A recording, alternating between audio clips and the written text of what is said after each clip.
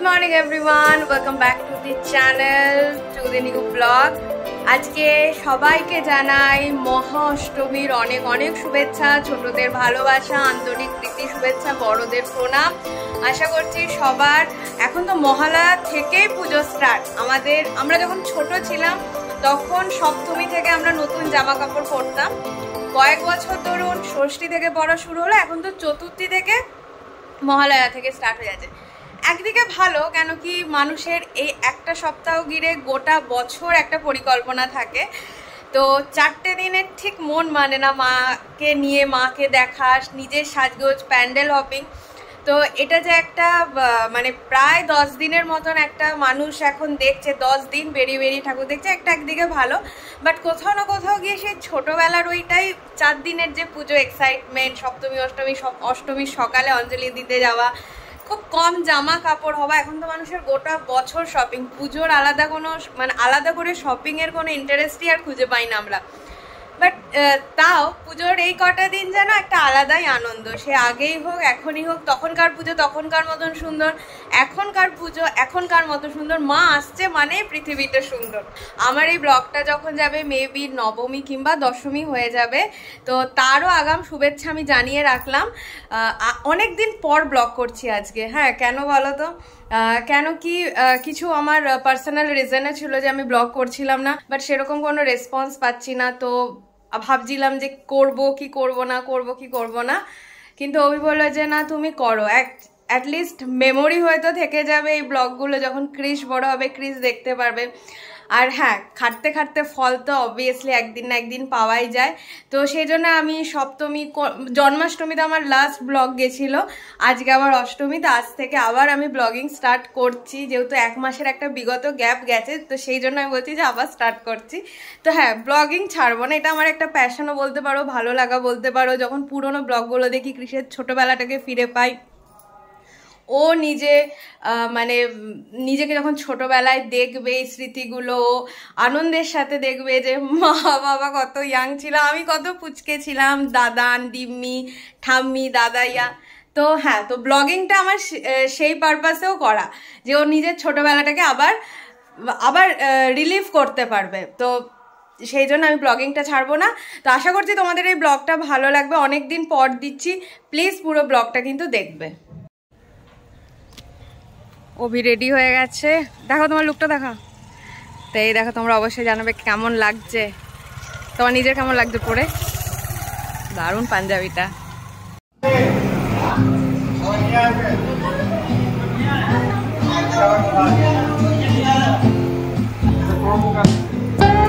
এই ইয়েকে মাদের ফটো তুলে দাও তোমার ফোনটা দিয়ে।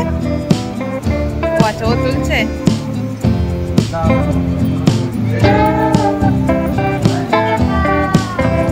বাবা দারুণ তুলেছে ক্রিস, দারুণ ফটোগ্রাফার হবে বড় হয়ে।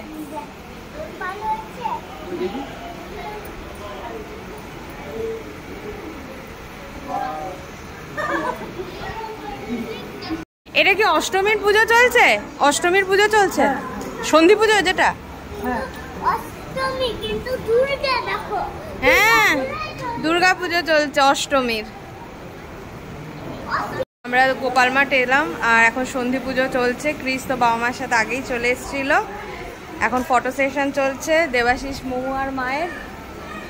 এই যে অভি তুলে দিচ্ছে। আর ওয়েদার তো গুড়ুম করছে, যখন তখন বৃষ্টি নামবে। ভাগ্য ভালো যে পৌঁছে গেলাম, নইলে পুরো ভিজতাম। মোটামুটিভাবে ফটো সেশন একটা কমপ্লিট হলো। আর বাইরের ওয়েদার দেখতেই পাচ্ছ, প্রচণ্ড মেঘ ডেকে বৃষ্টি হচ্ছে। আর ওখানে মায়ের সন্ধি পুজোর প্রস্তুতি স্টার্ট হচ্ছে। এখানে বলিদানের যে জায়গাটা, সেটা পুজো হয়ে গেল। আর ঢাকিরাও এতক্ষণ ঢাক বাজাচ্ছিল, আমরা ফটো সেশন করছি। এরপরে বৃষ্টি না কমলে তো যেতে পারবো না, কেন কি স্কুটিতে এসছি আমরা। তো খাওয়া দাওয়া মনে হয় এখনো স্টার্ট হয়নি। এবারে যাদের পারি তারা এখনো স্টার্ট করেননি। তো ইচ্ছা আছে তাড়াতাড়ি খেয়ে ক্রিসকে নিয়ে চলে যাবো, বৃষ্টিটা কমলে। ওয়েদারটা একদমই ভালো লাগছে না। আর বিকেলে আজকে তো বেরোনোর ইচ্ছা আছে, তো এখান থেকে যাই, তারপরে রেস্ট নিই। যদি বিকেলে বেরোই তো যা প্যান্ডেল দেখবো সেটা তো ক্যাপচার করব। আর যদি খুব পরিমাণে বৃষ্টি হয় তাহলে আর বেরোবো না।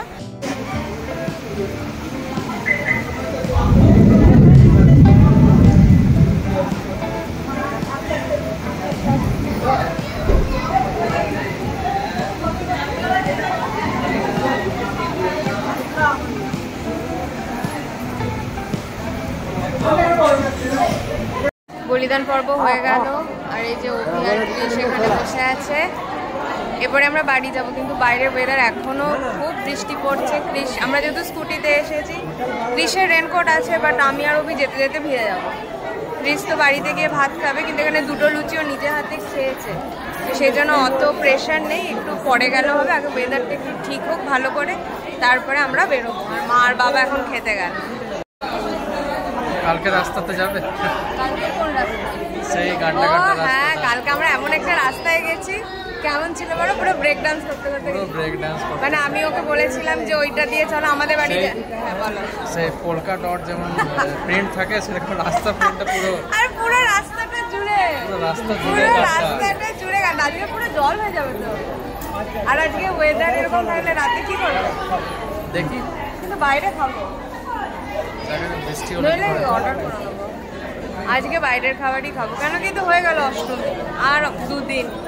যাই হোক, আমরা তো চতুর্থী থেকে দেখা স্টার্ট করেছিলাম বলে আমাদের অনেকটা দেখা হয়ে গেছে।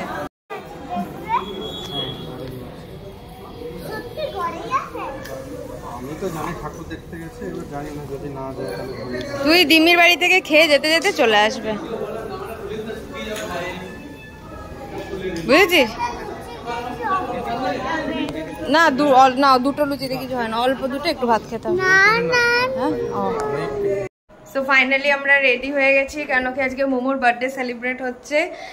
ওর বার্থডে অ্যাকচুয়ালি পেরিয়ে গেছে 29 তারিখে, কিন্তু যেহেতু 29 তারিখে আমাদের কেক কাটিং হয়নি, আর বিয়ের 5 বছর পর আবার মোমো এখানে আমাদের সবার সাথে বার্থডের দিনকে, তো মা বললো যে আজকে কেক কাটিং হবে। তো এখন কেক কাটিং করছি আমরা সবাই মিলে রেডি হয়ে।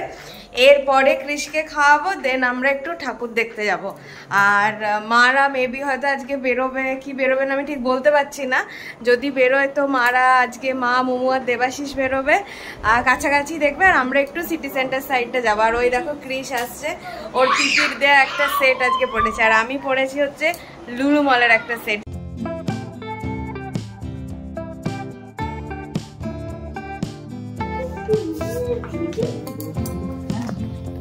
চকলেট দেবেন, চকলেট খাবো। তুই কি খাচ্ছিস? না চকলেট খাচ্ছিস?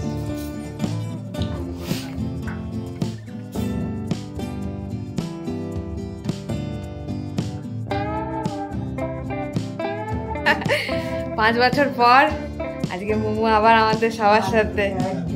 আগে কি সুন্দর আমরা নর্মাল সেলিব্রেশন করতাম বলো, রাত্রিবেলা এমনি করে।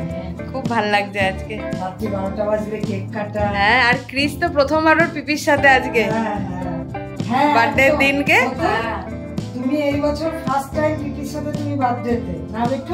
হ্যাঁ, একটু কাছে আছে। আমি দেবাশিস গিয়ে, আচ্ছা সিঙ্গেল তুলছে এখন। তো এখন ফটো সেশন চলছে, বার্থডে হবে আর ফটো সেশন হবে না, এটা তো একটা রিচুয়াল।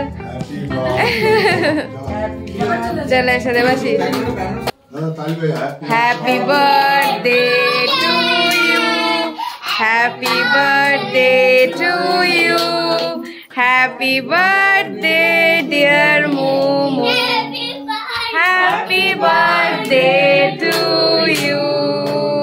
আমি ফার্স্ট বাবা অবাক হয়ে গেছে। কেমন অষ্টমী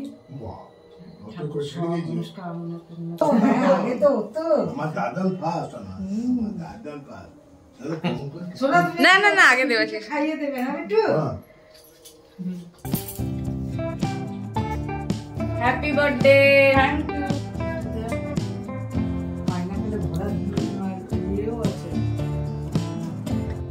বাহ, খুব ভাল লাগছে।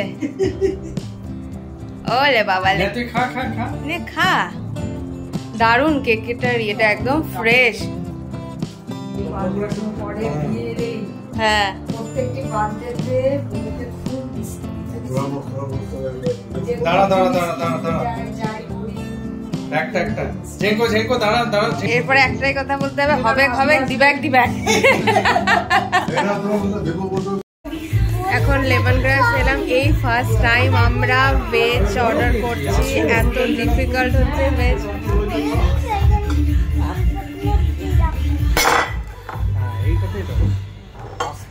বলো ভেজ নিয়ে কি হলো হ্যাঁ? কতটা টাফ ভেজ অর্ডার করা। ভেজ অর্ডার করা প্রচুর টাফ, ঠিক আছে অপশন কম, বাইরে আসা কম হবে, পয়সা খরচাটাও কম হবে। না আমরা এখন চুটিয়ে আনন্দ করবো, ঠাকুর দেখবো, তাই না?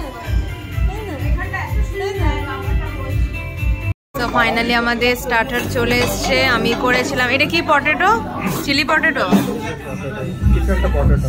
আর ওভির এটা ফিশ। তো চলো এবার খাওয়া স্টার্ট করি। আমরা দারুণ খাবার খেলাম, আর সত্যি পনির এত ভালো হয়েছিল, মানে খুব ভালো লাগলো খেয়ে। তো হয়ে গেল মোটামুটি আমাদের খাওয়া দাওয়া। এবারে আমরা যাবো প্যান্ডেল হপিং করতে। ইচ্ছাতে 3-4টে দেখার নিয়ে ক্রিশকে নিয়ে বাড়ি চলে যাবো, কেন কি ওয়েদারটাও ঠান্ডা ঠান্ডা, বৃষ্টি হয়েছে যে সকালে প্রচন্ড। তো বাবা এদিকে এসো, এখানটা দাঁড়াও।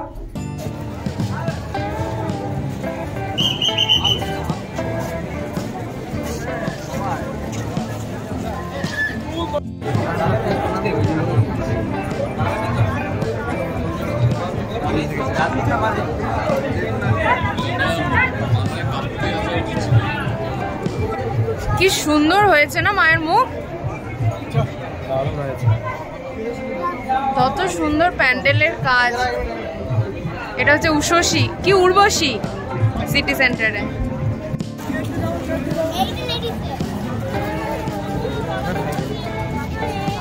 ভালো করেছে না চতুরঙ্গটা।